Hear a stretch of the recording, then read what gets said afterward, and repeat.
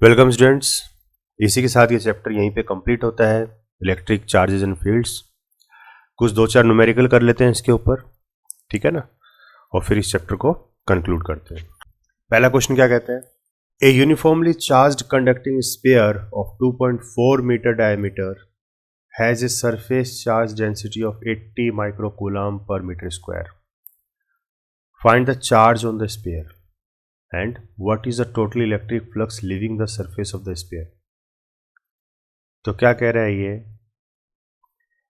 A uniformly charged conducting sphere, कोई spherical body है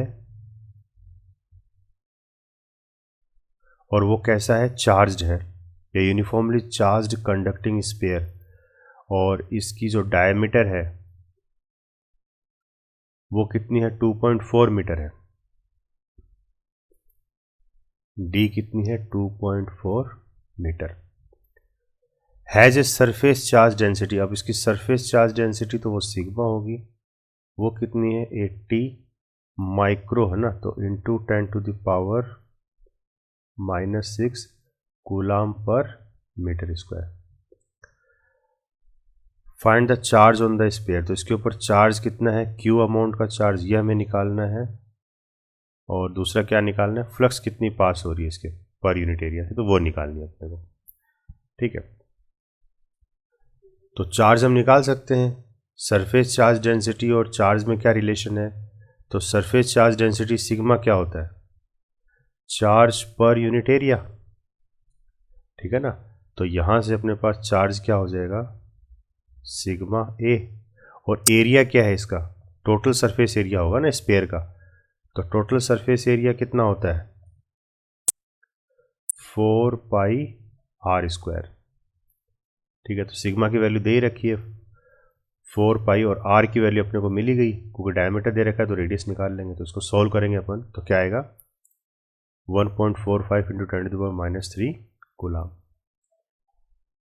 इस तरीके से हम फ्लक्स निकाल सकते हैं। भाई ये पॉजिटिवली चार्ज स्फीयर है, तो इससे जो इलेक्ट्रिक फ्लक्स निकलेगी, ठीक है ना, तो इससे इलेक्ट्रिक फ्लक्स जो निकलेगी उसका फॉर्मूला क्या है? The flux is equal to 1/ε0 times the charge enclosed. तो टोटल चार्ज एनक्लोज्ड कितना है? मान लीजिए Q है, तो Q अमाउंट ये हम निकाल चुके हैं, ये वाला चार्ज, तो ये Q की वैल्यू यहाँ आ जाएगी। ε0 की वैल्यू अपने को पता ही होती है 8.85 × 10⁻12। तो कितना हो जाएगा ये? 1.6 × 10⁸ न्यूटन पर कूलम मीटर स्क्वायर, ठीक है ना। So this will be your answer. Next question. A point charge of +10 microcoulomb is a distance 5 cm directly above the center of a square of side 10 cm as shown. What is the magnitude of the electric flux through each surface? Through each surface, तो electric flux हमें निकालनी है। तो क्या question क्या दे रखा है कि हमारे पास एक कोई क्यूबॉइड की शेप में एक ऑब्जेक्ट है, और इसकी जो साइड है, एक साइड कितने सेंटीमीटर की है इसकी? 10 सेंटीमीटर की है, ठीक है ना। हर एक साइड कितने सेंटीमीटर की है? 10 सेंटीमीटर की साइड है। और इसके सेंटर पे, यानी कि ये 5 सेंटीमीटर हो गया और ये 5 सेंटीमीटर हो गया, इसके सेंटर से 5 सेंटीमीटर और इसके 5 सेंटीमीटर हाइट, मतलब ये हाइट जो है ये भी कितनी है? 5 सेंटीमीटर। इस हाइट पे एक चार्ज हमने रखा है, इसके अंदर Q चार्ज रखा है। तो देखिए, charge enclosed by the close surface, तो जाहिर सी बात है हर एक सरफेस के ऊपर से कुछ ना कुछ फ्लक्स निकलेगी, ठीक है ना। गॉसियन सरफेस यहाँ लागू हो रहा है, क्योंकि charge enclosed by a close surface, तो फ्लक्स किसके बराबर होता है?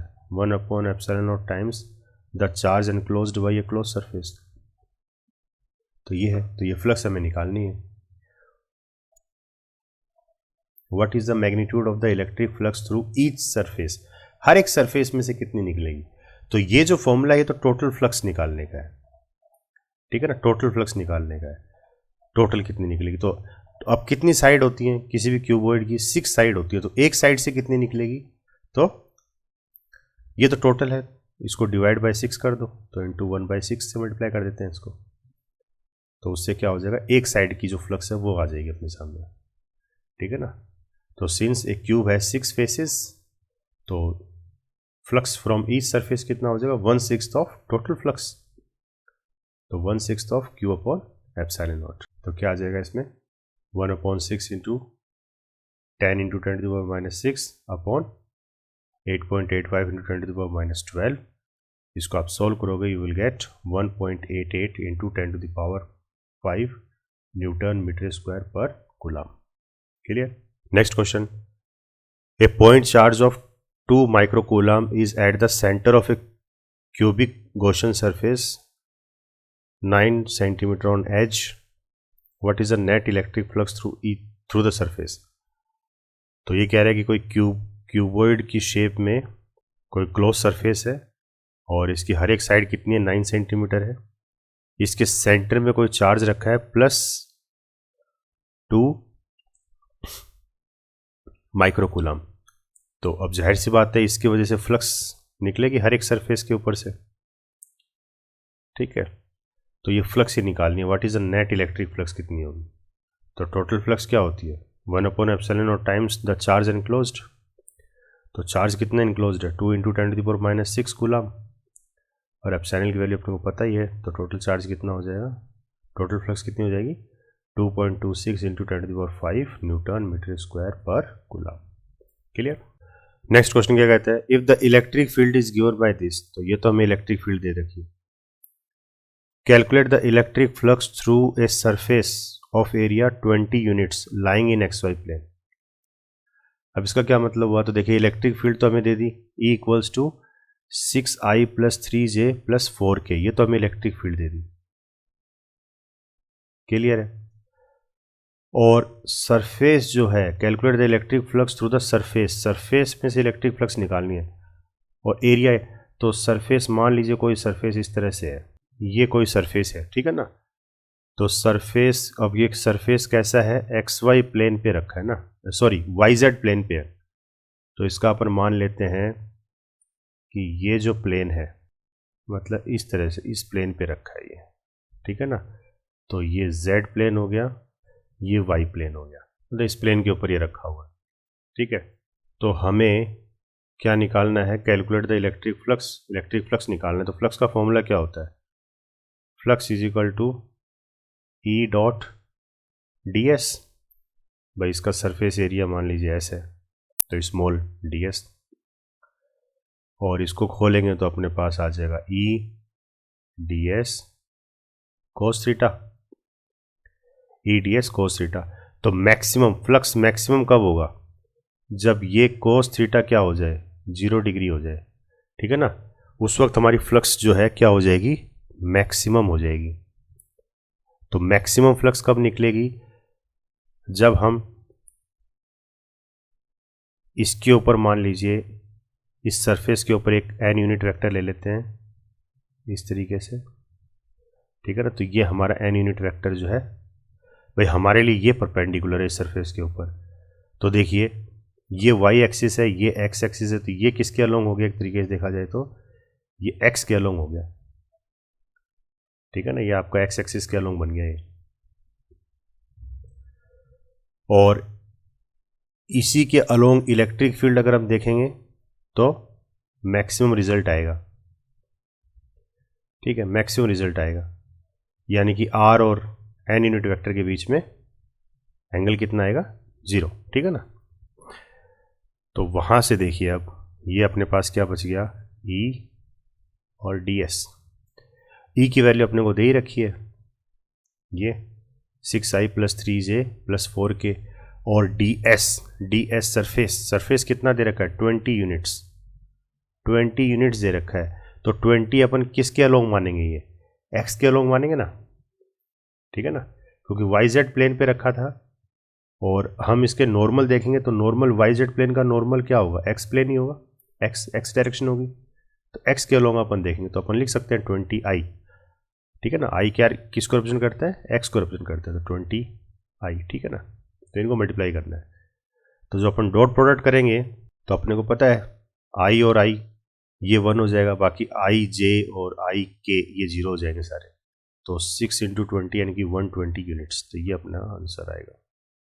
क्लियर। नेक्स्ट क्वेश्चन देखिए, a spherical Gaussian surface enclosed a charge of इतना, calculate the electric flux passing through the surface if the radius of the Gaussian surface is doubled, how would the flux change. तो क्या कह रहा है कि कोई भी गॉसियन सरफेस है, क्लोज सरफेस है, ठीक है ना, a spherical Gaussian surface enclose a charge, तो उसके अंदर चार्ज हमें दे रखा है क्यू अमाउंट का चार्ज, कितना एनक्लोज्ड है 8.85 इंटू 10⁻⁻8 कूलम, इतना चार्ज उसके अंदर एनक्लोज्ड है, ठीक है ना। कैलकुलेट द इलेक्ट्रिक फ्लक्स, कितनी इलेक्ट्रिक फ्लक्स उसमें से पास होगी, तो उसकी वजह से जो भी फ्लक्स पास होगी तो उसका फॉर्मूला क्या है, flux is equal to 1/ε0 times the charge enclosed by the close surface. तो इसमें वैल्यू पुट करेंगे तो सीधा सीधा आंसर आएगा 10⁴ Newton metre square per coulomb, ठीक है ना। फिर क्या कह रहा है कि if the radius of the Gaussian surface is double, अगर इस गॉसियन सरफेस की रेडियस अगर हम डबल कर दें, मान लीजिए पहले r थी और फिर हम 2r ले लेते हैं, एक r और ले लेते हैं, मतलब अब ये हमने गॉसियन सरफेस कर दिया, ये गॉसियन सरफेस कर दिया, तो अब फ्लक्स में क्या फर्क पड़ेगा, तो कोई फर्क पड़ेगा फ्लक्स पे, तो कोई फर्क नहीं पड़ेगा, ठीक है ना, क्योंकि हमारे इस फॉर्मूले में कहीं पे भी r की वैल्यू नहीं आती है। तो there will be no effect on the electric flux when the radius of the Gaussian surface is doubled because the charge enclosed by the Gaussian surface remains the same, क्योंकि charge तो अभी भी उतना ही है उसके अंदर, ठीक है ना, जबकि फ्लक्स किस पे डिपेंड करती है कि चार्ज कितना है, तो चार्ज तो अब भी उतना ही है, फिर चाहे रेडियस कुछ भी हो।